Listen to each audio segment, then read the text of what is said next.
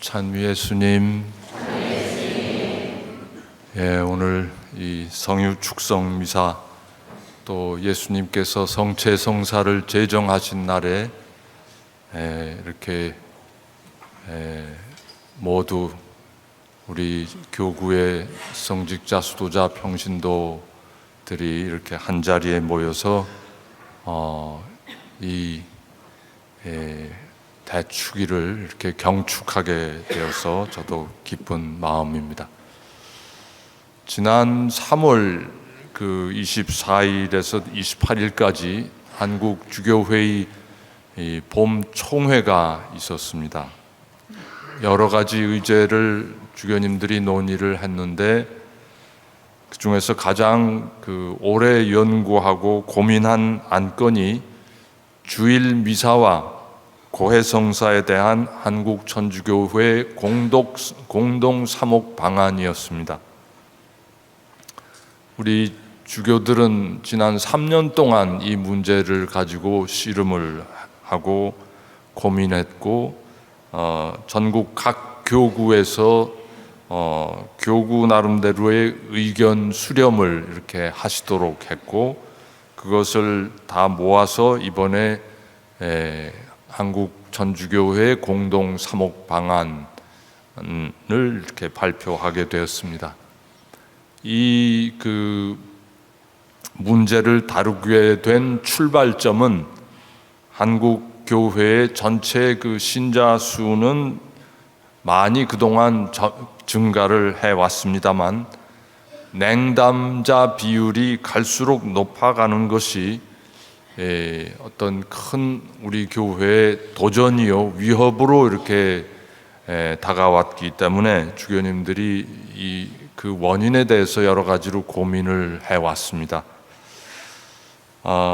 신자들이 신앙생활을 중단하는 데에는 여러 가지 사회적 요인이 있겠지만 많은 분들이 이렇게 여러 가지 사유로 불가피하게 주일 미사를 이렇게 몇 번 빠지고 나면 죄책감 때문에 고백성사를 보지 않으면 안 되겠다는 생각을 하고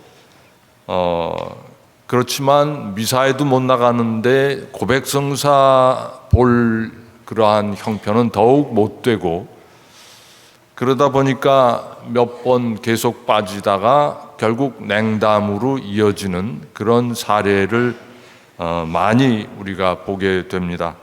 저도 해마다 판공 때 고백성사를 이렇게 들어보면 상당수 신자분들이 고백소에 들어오셔서는 주일 미사 거랬습니다 하고 고백을 합니다. 그리고 침묵이 흐릅니다. 다 하셨습니까? 하면 다 했습니다.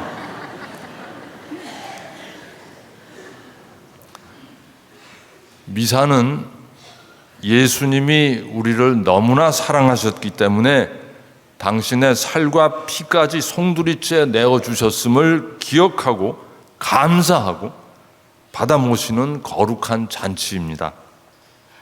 예수님은 우리가 당신의 그 희생과 사랑을 잊지 말고 기억하면서 그대로 행하라고 명하셨습니다.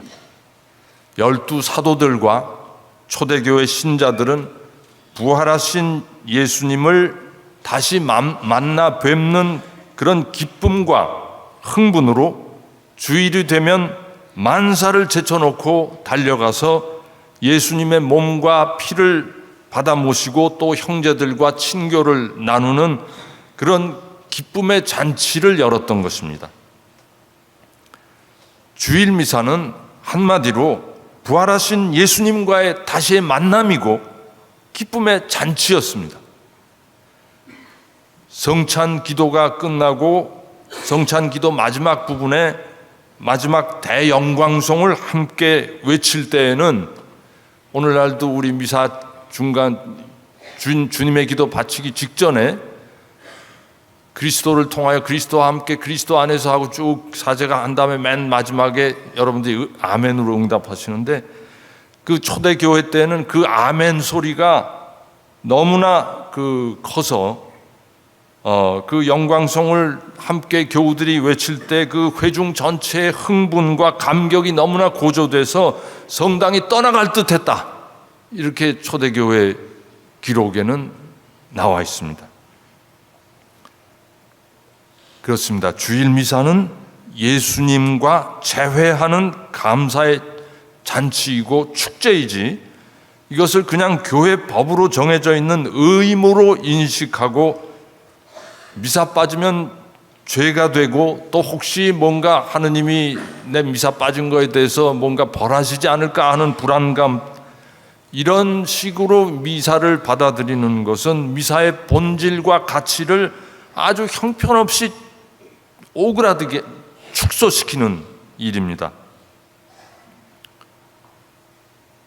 지난달 그 주교회 총회하면서 서울에 가서 그 저녁 때 이제 저녁 식사 다 끝마치고 이렇게 다른 주교님 몇 분하고 이렇게 산책을 하러 거기서 한 15분 거리에 떨어져 있는 어린이 대공원에 산책을 하러 갔었습니다. 그랬더니 거기에 웬 여고생들이 한 200~300명이 모여 있는 것 같아요. 밤중인데 왜 모여 있나 하고 봤더니 거기 어린이 대공원 한가운데 무슨 소극장이 있어요. 소극장이. 근데 거기에 뭐라고 써놨는데 저는 이름도 들어보지도 못했지만 하여튼 그 아이들한테는 굉장한 하여튼 아이돌 가수인 것 같았습니다. 그 아이돌 가수가 그날 저녁에 공연을 하러 오니까 아이들이 모두 이제 오빠 부대들이 나타난 거예요.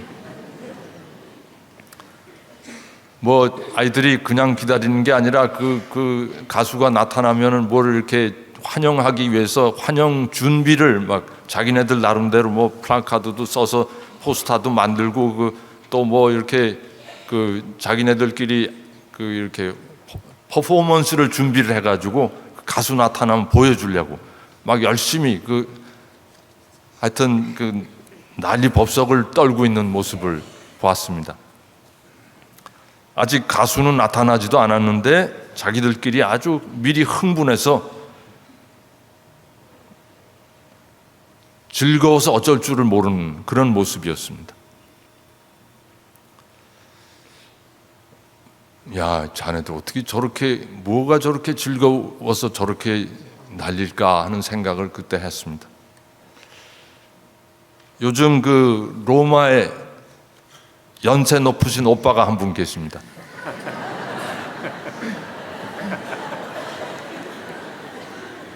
프란치스코 교종이 그 오빠십니다.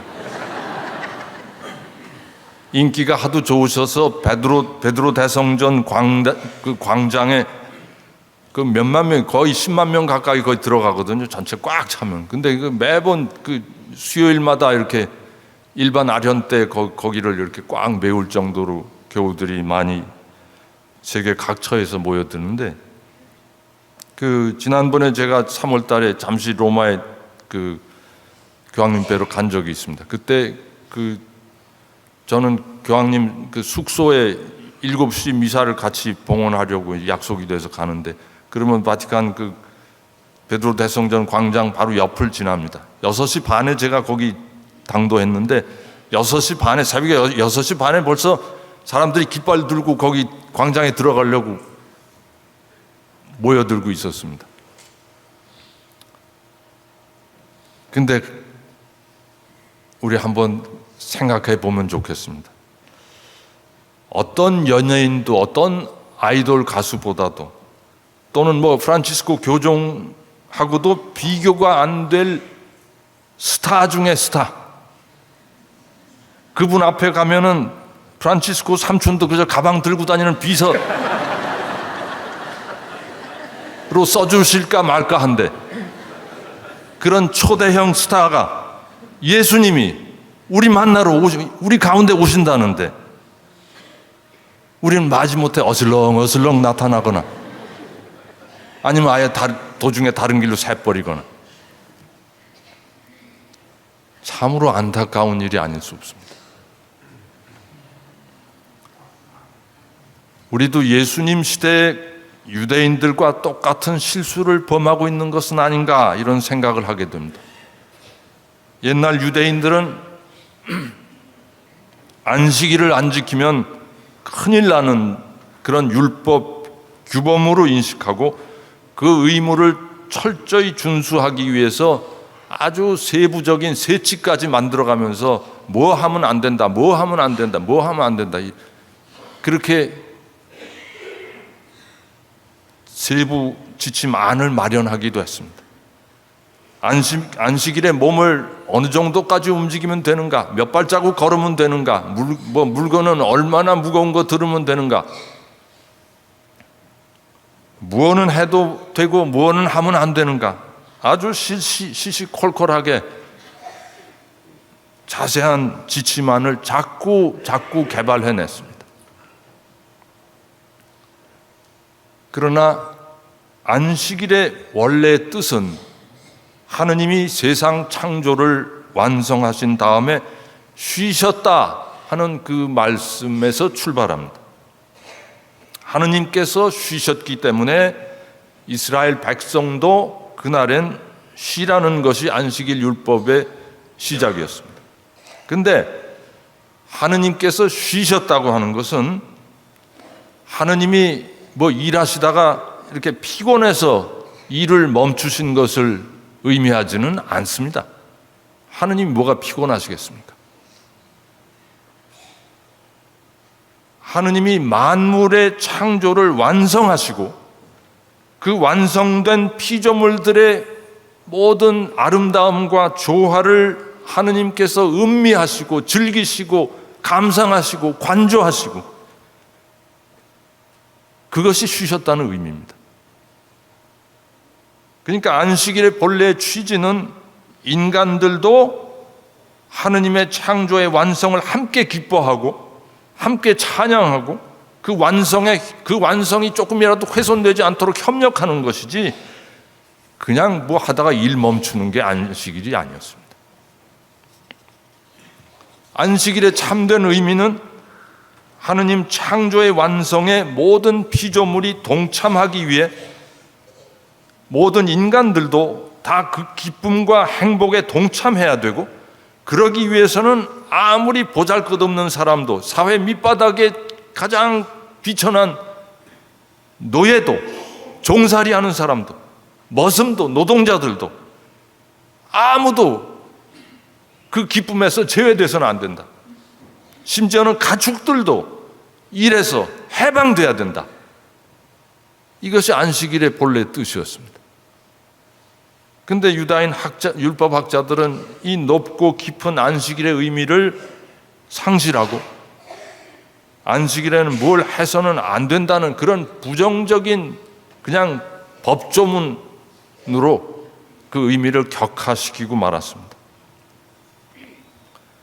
그래서 예수님은 이런 그 율법학자들과 바리사이들의 안식일에 대한 그 율법적인 사고를 깨뜨리기로 처음부터 작정을 하고 나신 것 같습니다.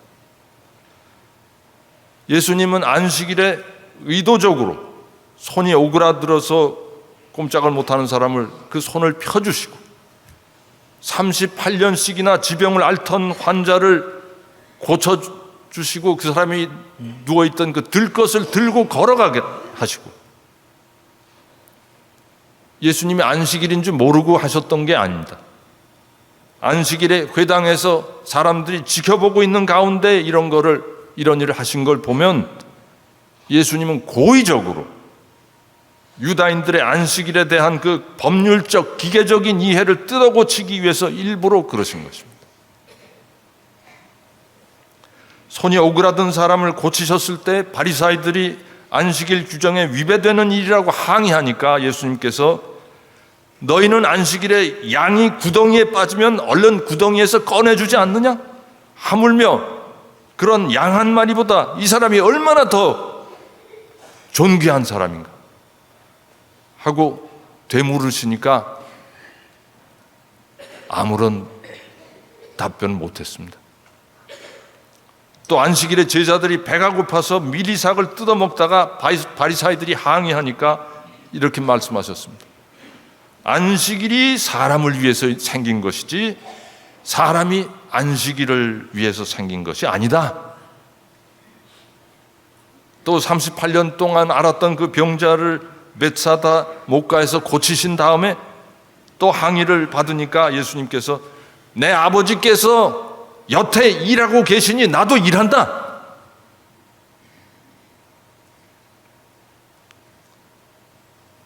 예수님이 제자들을 안식일 율법에서 해방시키셨으니까 우리 주교들도, 우리 교우들이 주일 미사 율법에서 해방되기를 간절히 바랐습니다. 주일은 우리를 위해 십자가에 오르시어 당신 목숨을 우리 양식으로 내어주신 예수님을 다시 만나고 그분의 말씀을 듣고 그분의 사랑에 감사하고 그 사랑을 먹고 마시는 지상 최고의 잔치이고 축제입니다. 우리 모두가 끊임없이 이 축제의 의미를 가슴 깊이 새겨야 하겠습니다. 그리고 불가피한 사정이 있어서 주일 미사에 못 갔다면 그 주일에 독서 복음을 읽고 묵상하면서 주님의 말씀을 가슴에 새기면 됩니다. 그럴 형편이 못 되면 묵주기도 바치시면 됩니다. 조용히 묵주기도 바칠 시간도 안 난다면 다른 선행이나 봉사활동을 해도 된다고 주교회의는 가르칩니다. 그러면 고백성사 안 보셔도 됩니다. 알아들으셨습니까? 좀 해방감을 느끼십니까?